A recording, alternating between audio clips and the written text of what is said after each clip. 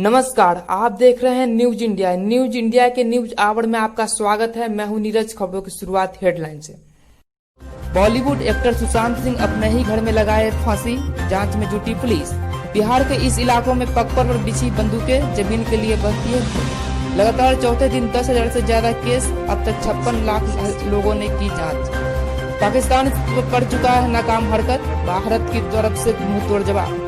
नए नक्शे को संसद ने दे दी मंजूरी, अपने ही जाल में फंसा नेपाल। अब खबरें विस्तार से। अब तक की सबसे बड़ी खबर बॉलीवुड एक्टर सुशांत सिंह राजपूत की आत्महत्या करने की खबर आ रही है। बताया जा रहा है कि उन्होंने मुंबई स्थित बांद्रा में अपने घर में आत्महत्या कर ली है। अभी तक कारणों का पता नहीं चला है। सुशांत सिंह राजपूत के इस कदम से पूरे फिल्म इंडस्ट्री को चौंका दिया है।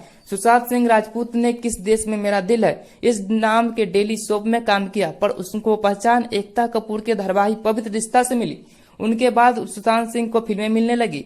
फिल्म कायपोछे से उन्होंने अपनी बॉलीवुड डेब्यू किया था। इस फिल्म के बाद उन्होंने शुद्ध देसी रोमांस के वानी कपूर और परिणीति चोपड़ा के साथ किया था। सुशांत सिंह राजपूत को सबसे ज्यादा सुर्खियां तब मिली उन्होंने MS धोनी का बायोपिक के काम किया। इस फिल्म से उन्होंने काम के जमकर तारीफ हुई थी।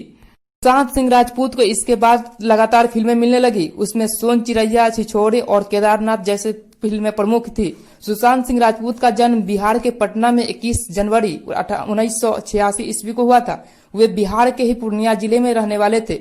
उनको अगली फिल्म चंदा मामा दूर के रिलीज होने वाली थी, लेकिन शूटिंग की बजट के अभाव के कारण रोक दी गई थी। सीमा विवाद पर नक्शे को लेकर भारत को नीचा दिखाने की साजिश करने वाले नेपाल सरकार अब खुद अपने ही जाल में फंसती नजर आ रही है। शनिवार 13 जून को नेपाल की संसद ने देश के नए नक्शे को मंजूरी दे दी। KP ओली सरकार ने इस निचले सदन से पास कर लिया और अब इसे नेशनल असेंबली में भेजा जाएगा। ओली सरकार को पक्की उम्मीद है कि इस नक्शे को वहां भी हरी झंडी मिलना तय है। जानकारी के अनुसार सत्ताधारी के पास कम्युनिटी पार्टी के पास से तिहाई बहुमत है। अब सवाल यह उठता है कि चीन की सह पर नेपाल सरकार ने जिस नक्शे के भारत को अपना इलाका बनाया था, क्या उसके पास वह सबूत है कि यह इलाका उसी का है, ताकि वह भारत से इन हिस्सों पर दावा ठोक सके।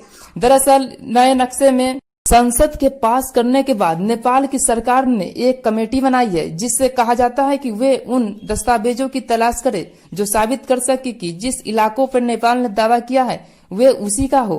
नेपाल के इस कदम से साबित कर दिया कि वह चीन की सह पर खुद बनाए चक्रव्यूह में फंसकर भारत की दुश्मनी मोल ले ली है। सीमा आप बिहार के बेगूसराय जिले के चौराही क्षेत्र के सिहरू पंचायत से गुजर रहे हैं तो संभल कर चलिए।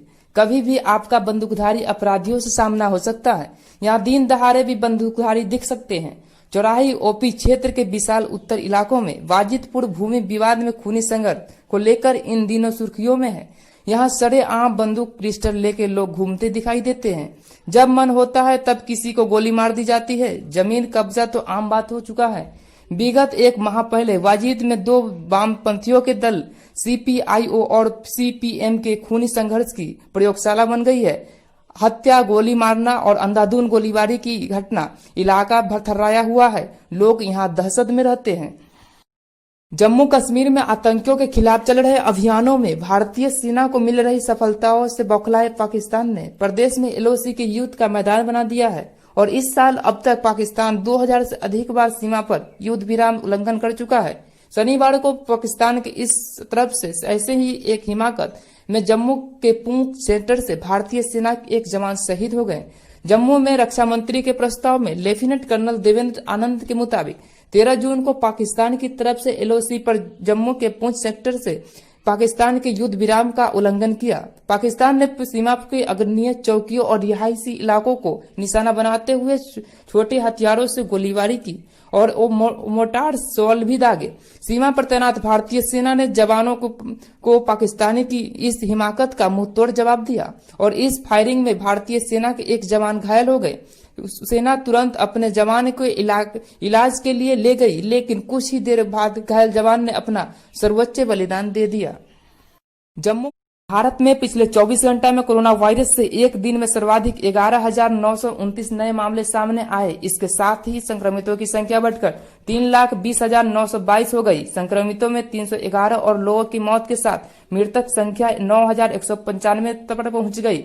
स्वास्थ्य और परिवार कल्याण मंत्रालय यह जानकारी दी कि मंत्रालय के आंकड़ों के मुताबिक देश में 1,49,328 लोगों के में कोरोना वायरस संक्रमित है, वही 1,62,378 लोग संक्रमित से मुक्त हो गए हैं।